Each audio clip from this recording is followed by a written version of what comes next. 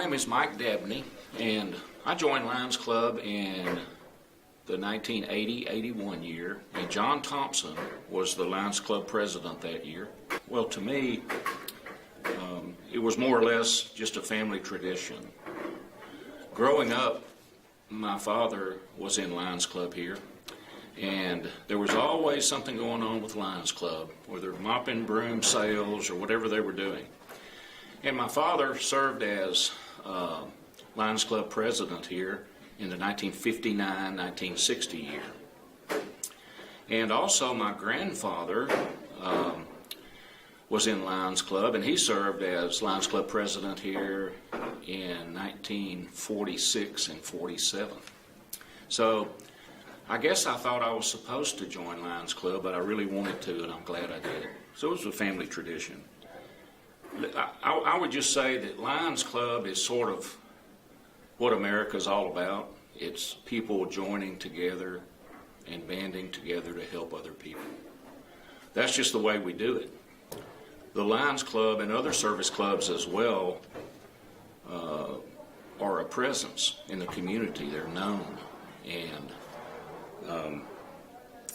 we have the opportunity to set an example, and we also have the opportunity to show the community what our priorities are. And so, I think in addition to just raising money and helping with different projects, just showing that the leadership of the community is interested in serving, I think is a major part of it.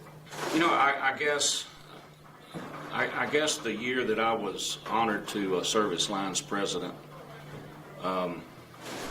because I got to see firsthand the real commitment that people have. I was constantly talking to people, asking people to do things, and not one time was any request refused. And so I got to see firsthand the commitment that people have to serve.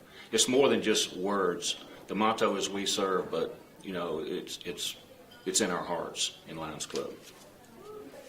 I think the funniest moment in Lions Club that I can remember,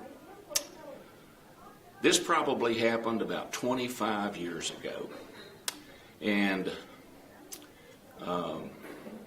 Lion Earl Nathaniel had a daughter, Tamala, and Nathaniel was one of our sweethearts. And so at the Christmas banquet the year that Tamala was a sweetheart, there was quite a memorable incident. And it involved Ben Royden Ogletree, and as you might imagine, he would be in the middle of something like that because he always had something up his sleeve. So that night, Tamala was going to cut Ben Royden's tie off. It was kind of a tradition for the sweethearts to do a little, some kind of little skit and do something like cut a tie off. Well, Ben Royden had a little surprise for her. So she came and cut his tie off. Well, she did not know that Ben Royden had sewn a rubber chicken to the end of his tie. And the rubber chicken was stuffed down in the front of his pants. And it was one of those rubber chickens that didn't have any feathers on it. So Tamala cut the tie, pulled it, and the rubber chicken came out of the waistband of Ben Royden's pants. And man, we didn't have 911 back in those days, but if we had, we would have called it for Tamala that night, because I don't think she could speak for maybe 30 or 40 minutes, but it was so funny. That's the funniest thing I remember. There's another time, the Lions Club is full of jokers. One time back in the 1980s, someone dreamed up the idea of having a basketball game between the Lions Club and the Rotary Club as a fundraiser, of course. And so we decided to have a basketball game. And so we ordered jerseys to wear during the basketball game, the ones that we're going to play. And I think Lion Kenny Holsbury was probably in charge of getting those jerseys. And so the time for the basketball game came, and it was time to hand out the jerseys, and he was handing out the jerseys. And he gave me mine, and I noticed that the number on my jersey was 747. I'm not sure what Kenny was trying to tell me about that, but everyone else thought it was really funny. Here's what I would tell today's youth about service in the Lions Club. Everyone has their own way of serving others individually, but there's nothing quite like banding together in a group and serving others together.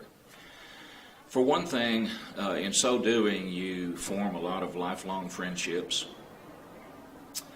and relationships that you're going to keep. And it's just fun. It's a way to serve that's fun and it's rewarding, and you can do so much more working as a group. I just wanted to give an example of some of the things that Lions Club does and can do. We've been around for almost 100 years. We'll be celebrating our 100-year anniversary in a month or so. But I brought the Lion magazine today because I wanted to just show one example of extraordinary service that Lions do. And there's a chapter of Lions Club in West Virginia. And every year for the last 40 years, this Lions Club chapter has made it possible for people who are blind to experience snow skiing.